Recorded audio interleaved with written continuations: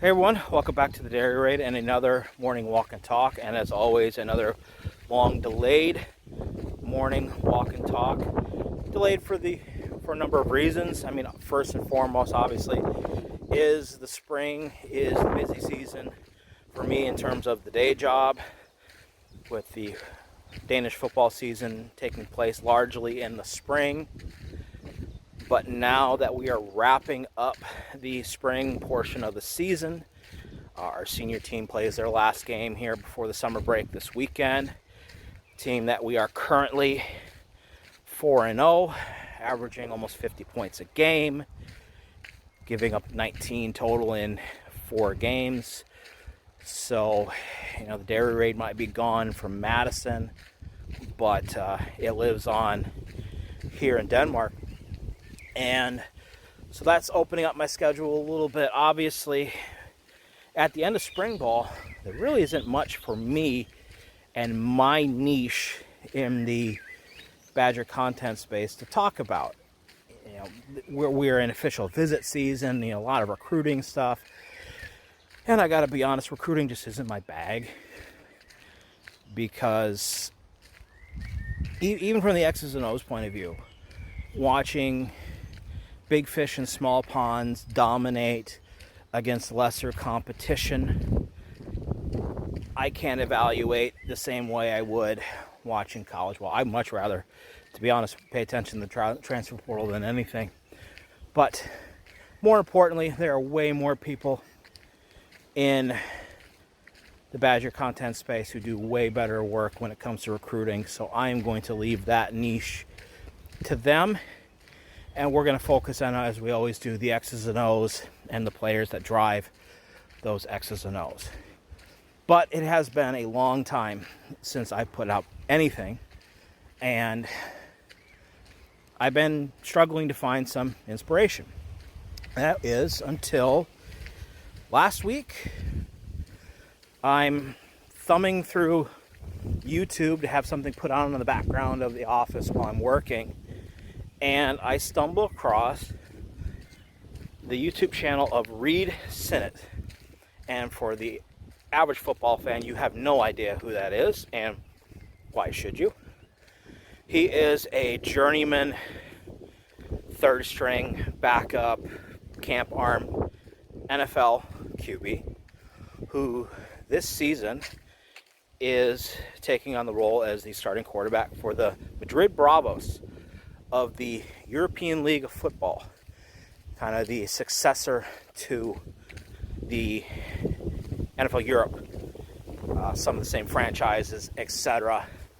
And so he is quarterbacking the Madrid franchise. I have a personal connection to the league. My quarterback is actually the wide receiver coach for the Nordic Storm, which is a Copenhagen-based team in that league. And anyway, so getting back, watching Reed's first vlog, and he's there with some of his teammates, including Aaron Cruikshank, the former Rutgers, but also former Wisconsin kick returner and wide receiver. And immediately that pops in my head. Wow, that's a name I haven't thought about in a long time. Good to see that he's still playing ball. Man, I wish we could have found a way to use him better, because holy cow, can that kid run. And, got me going down a little bit of a rabbit hole looking at what he did at Rutgers after he left Wisconsin. And it showed me that, wow, why couldn't we get him on the field? He's obviously talented. Why would a player like that not be able to find playing time in Madison? So that's what this video is going to be about. It's going to be about the underappreciated, underutilized, undervalued pieces that could have been something in Madison if applied correctly. Now, obviously, we're looking at these players with hindsight. We're looking at these players through modern football eyes, and even though some of these players have only been out of Madison for a couple of years, we're looking at how offenses have changed since they were in Madison, and we're applying those sensibilities to this conversation. So it's not entirely fair, but it is a fun exercise, and I figured it'll give us something that we can talk about here. And it's going really windy if I get out in the open over there, so we're going to come back over here. Anyways, so let's get into this. So the first thing I do want to say is, as negative as I tend to be on this channel in regards to Paul Chryst and his offense, and I'm focusing right now on the Paul Chryst as the OC, Paul Chryst as the HC, and everything in between era of the players we're talking about. So as much as I criticize him in the past, one thing that they were really good at was finding roles for athletic players who didn't fit the college version of the role they played in high school. And we were really good at seemingly turning high school quarterbacks into fullbacks and linebackers and tight ends, and turning tight ends into offensive linemen, turning tight ends into defensive ends. I think we were really good at taking big bodies who are maybe slightly under skilled at their natural position, and turning them into a slightly above average player at a new position. So you take someone like a David Edwards, who was a high school quarterback, was recruited as a tight end, and then was moved to offensive line in basically 3 consecutive seasons. And he put on 80-something pounds in 2 years. So he went from, a big load body playing quarterback in high school to an NFL offensive lineman. So I will never take that away from the coaching staff. They did a really good job of that. What they didn't really do a good job in Madison over the past, I'd say 15 years, is take athletes who had a specific skill set that maybe didn't quite fit the natural mold of the Wisconsin running back or wide receiver or quarterback. They weren't able to find ways to utilize them in the system. It was almost, my way or the highway kind of mentality. And so when we would get the glimpses of these players doing something incredible, doing something athletic, to Badger fans, a lot of us thought this was like revolutionizing and amazing football scheme, football skill, the vaunted jazz sweep that we all went crazy for in Madison, something that had been used around the country for years previous. So those are kind of the players I want to stick to. So let's start with the receivers or players who ended up playing receiver that were either utilized maybe incorrectly or could have been better used at another position. Let's start with Cruikshank. Cruikshank is, sure, a one-trick pony. Maybe when he was in college. Fast as hell, straight line speed, was a north-south runner, a perfect kick returner. How we couldn't find a way to use him in the offense was very surprising.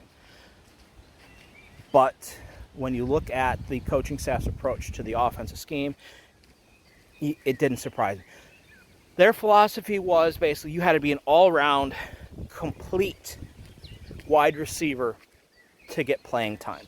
And in an offense where you only ran mostly 2 receivers, sometimes 3, a player who is a situational guy who had a certain skill set didn't quite fit that mold. But what if he did?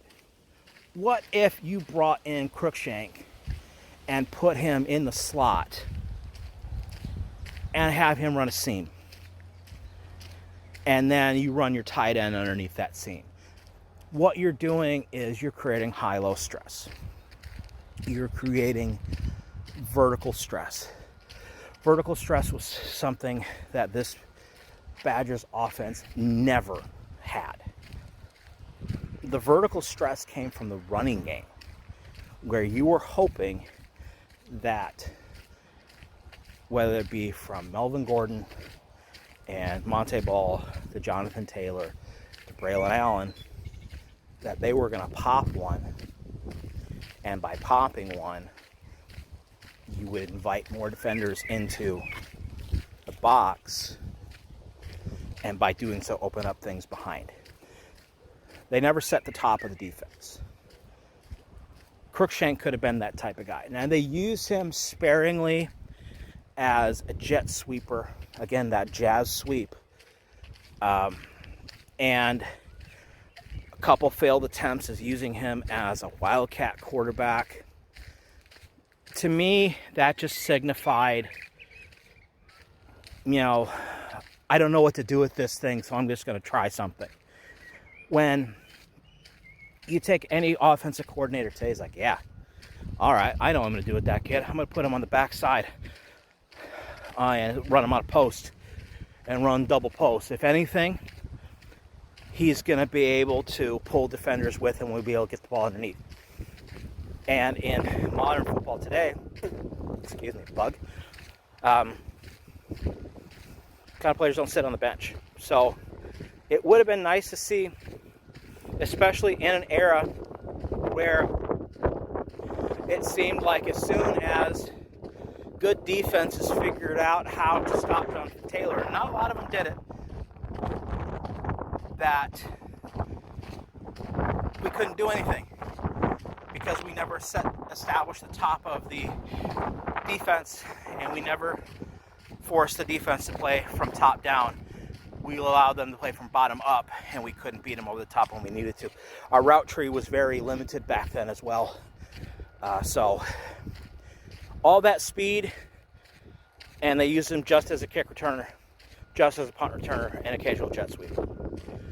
Underutilized, in my opinion. All right, another one, kind of in the same era, is A.J. Taylor. A.J. Taylor came to Madison as 5'10", 5'11", around 200 pounds, a high school athlete. I believe he was a running back / quarterback / DB in high school. And they recruited him here, and they moved him to wide receiver, which, fine. He fit the mold of a Badger receiver in that time period. Again, right around 6 feet, right around 200 pounds. Not the fastest guy in the world. He wasn't slow, I'm not saying that.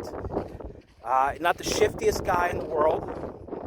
But he was a reliable, basically a possession receiver on the outside. And unfortunately, what came to be the problem with him is because he was slightly undersized, and because of how the offense used the passing game in correlation with the run game, they just put big bodies on him. They beat him up, and I think they took away a lot of the opportunities that he could have had. I think A.J. Taylor could have been that generation's Will Pauling. Because if you look at a lot of the reps he ended up getting, and a lot of the routes he ran a lot of hitches, a lot of slants, okay? Some crossing routes from the outside. They would put him on a post every now and then. to me, that screams possession slot receiver more than it does a flanker in a pro-style offense. So, he was probably our leading receiving receiver at that time period, in the time period when our top 5 receivers during a season usually included a tight end and 2 running backs. He was that number 1 receiver. But did he ever break 40 catches in a season? And didn't he play on some pretty good Badger teams, and yet they still couldn't get him the ball more when he was our lead receiver? So, again, when you play an offense that has very dedicated positions, you have a tendency to overlook the complete package of a player. Could he do the role that he was asked to do? Yes, he was a starter, multi-year starter. But his role, when you combine his body type and the type of offense they were running, really underutilized his skill set. He has a good receiver. And he was a tough receiver. He could get those catches over the middle. He could break press sometime, but they limited his route tree. So, in my opinion, you move him inside, you isolate him on a nickel or a linebacker, and then again, you create a double seam problem for a defense that forces defenses to play a total structure instead of isolating a receiver on one side so they can bracket the tight end inside, etc. So those are a couple examples of receivers that, looking back, you wish they could have found a better role for. Obviously, going back in the day, we've had fast receivers in Madison, but we just never seemed to utilize them. We never took the top off of defenses. And, would have loved to see David Gilreath on the outside, forcing the defenses to play top down and then running underneath. And we always seem to have tight ends who could do that, but we could never utilize the receivers. So there's a couple examples in recent memory. If you don't believe me, go check YouTube and you can see their highlight clips. You can kind of see the route structures that they ran and think of an idea what they should have ran. All right, let's talk about running backs. And the first one I'm going to talk about is Isaac Guerendo. And Isaac Guerendo, I want to lump him back with the previous group, where maybe A.J. Taylor was a running back, turned into receiver, might have been a better possession slot receiver, might have been a better running back because of how he tended to run the ball after he caught the ball. Isaac Guerendo was a high school receiver, a high school track star, one of the best sprinters in Indiana State history, and came into Madison 6'1", around 200 pounds. Again, sound familiar? And they moved him to running back. And where he was stuck behind two things. He was stuck behind Jonathan Taylor and the injury bug. And then Braylon Allen. And he is another, I'm really glad to see that he went on to Louisville and they found a role for him and he was able to take that on to the NFL. That's awesome. He's another guy that, yes, I know your offense is essentially a two-back, two-receiver offense. I get it. But when you have so much speed and agility on your team, why waste them as being second and third string guys? Because, well, you've got the bell cow back getting all the touches. And then maybe when it comes to third down, Garrett Groshek is a better pass blocker than Guerendo is. I mean, if the backup running back position is just going to be ballast anyways, Guarendo's too good to sit on the bench. So why not receiver? And he packed on weight once he got to Madison. He had a receiver build when he came in. And I know people are going to say, he's 6'1". He's too small to be an outside receiver. Well, obviously we just talked about with AJ Taylor, but also go look at Quintez Cephas. First look how he played, and then go look at his size. He was 6'1", 210, 211 pounds. Okay? Now, Quintez was a different player.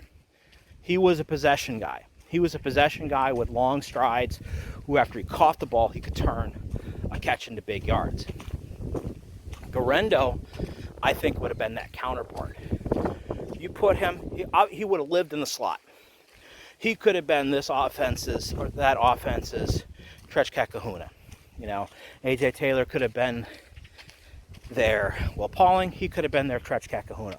Well, he could have also, I think, been an inside-outside guy where you could put him on the outside in certain situations. He was big enough that he could handle blocking, fast enough that he could handle the entire route tree, physical enough that he could handle the entire route tree, and kept him on the field.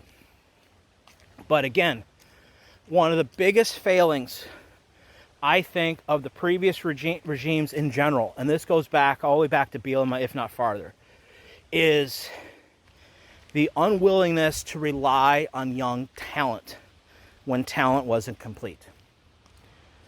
When Isaac Guarendo came into Madison, was he physically better than most of the receivers had on the roster? I'll let you debate that. But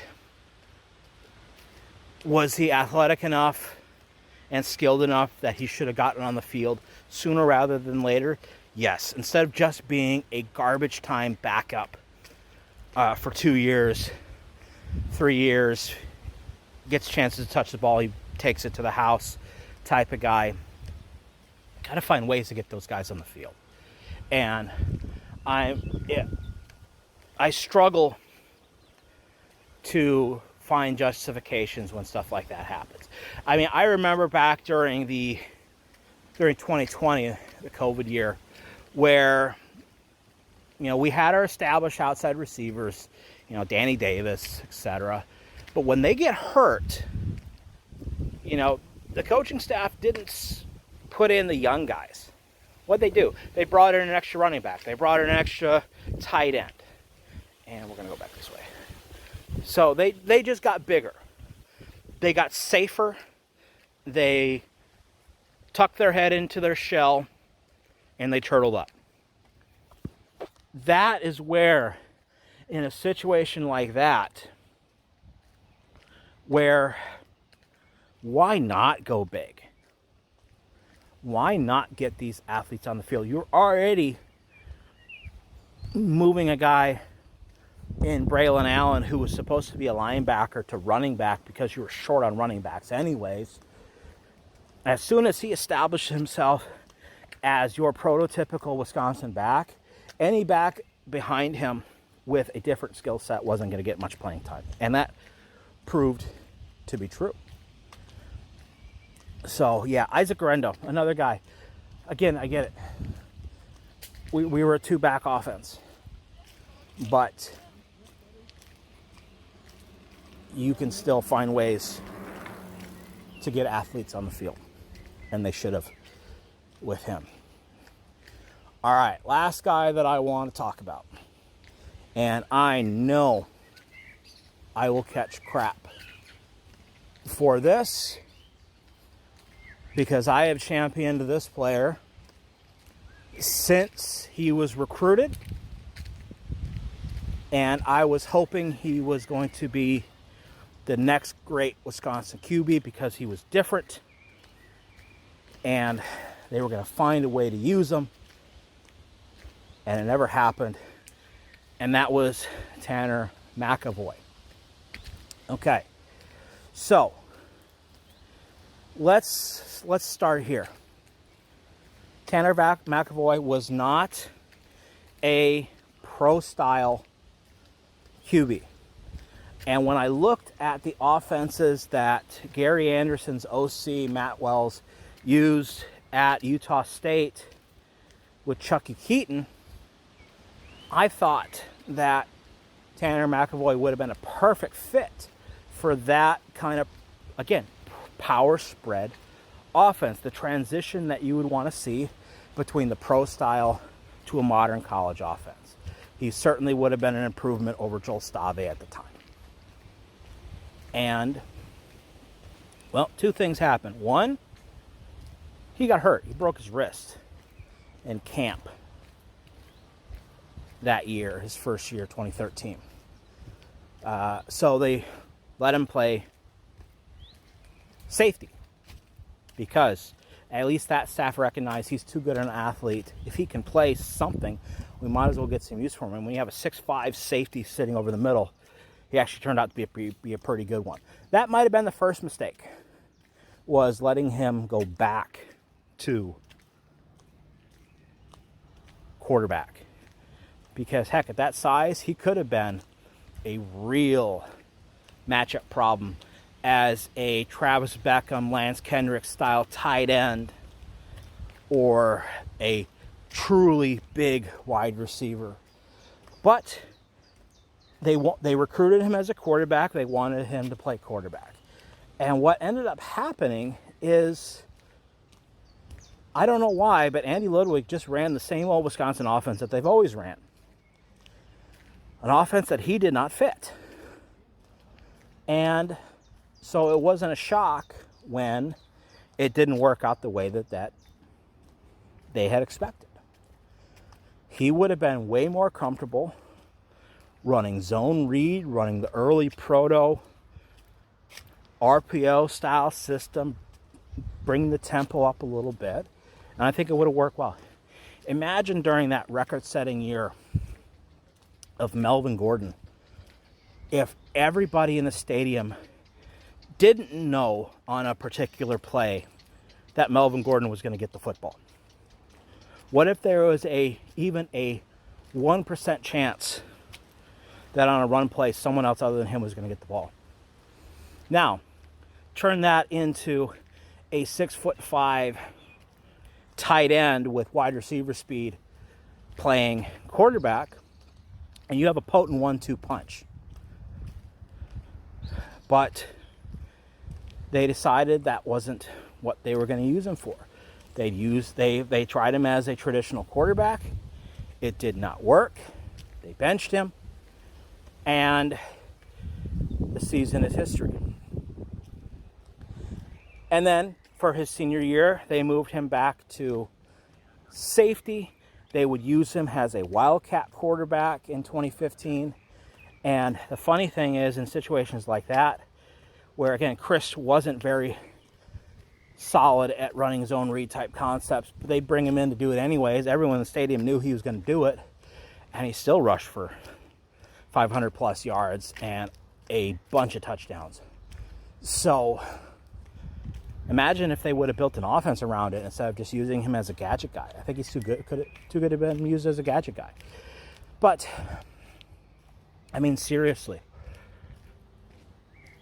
we just want production out of the QB. If that production moves from, Joel Stave style passing numbers to, hell, even just take slightly worse of those numbers, but then you're gaining 600 or 700 yards and 6 or 7 touchdowns as a quarterback running the ball, and you are going to add yards to your feature backs totals from that. I guarantee when you have somebody holding the backside of a defense, skies would have been the limit. But using a mobile quarterback in that sense was not in the cards for offensive football in Madison at that time.